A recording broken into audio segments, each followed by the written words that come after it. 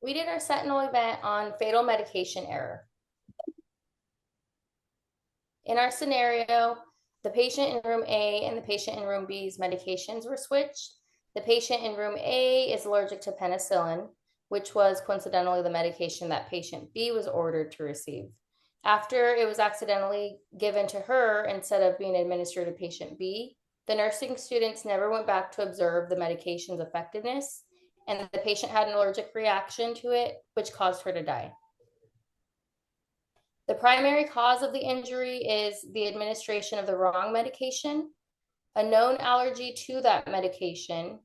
The medication was not checked 3 times prior to being administered, and there was no observation of the patient post administration. Medication-related harm affects 1 out of every 30 patients in healthcare, with more than a quarter of the harm regarding as severe or life-threatening. Half of the avoidable harm in healthcare is related to medication.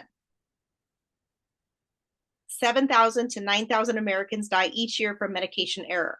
30% are pediatrics. Child error, usually due to the wrong dose. It is every 8 minutes a child experiences a home medication error. High alert medications such as potassium phosphate for injections, oxytocin, methotrexate, epinephrine are all high risk medications, along with a whole nother list of medications. Also, look-alike and sound-alike drugs can become potential life-threatening events. Medication error prevention. It's the six rights of medication administration, which are the right patient, right drug, right dosage, right route, right time, and the right documentation. This also includes the review of medication allergies in the patient's charts, any distractions that may occur in the field, and continued education for medication administration and proper reading of the patient's chart. This includes also utilizing barcode technology for scanning to confirm patient identity, clarifying any uncertainties with the pharmacist or prescriber, maintaining a culture of reporting errors without blame to learn and improve practices, and proper training for medication pass. Nurse Redonda Vaught was administering medication to a patient. This patient was supposed to receive Versed to help calm her down before an MRI scan, but the nurse accidentally gave her Vecuronium instead, which is a powerful paralyzer.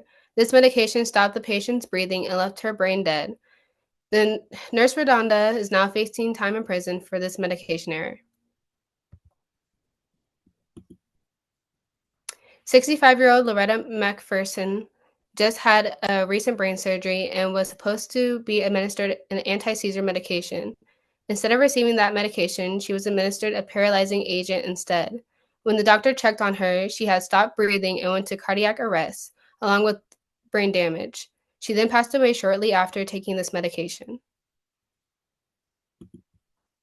Jason Powell, a 40-year-old veteran, came into the hospital thinking he had the flu, but it turned out to be diverticulitis and a small perforation in his bowel. Mr. Powell ended up getting admitted to the ICU because he had stopped breathing and was left without oxygen. Because the machines weren't hooked up, he was prescribed Dilaudid 1 mg every 4 hours, but was given 4 mg on 2 different occasions.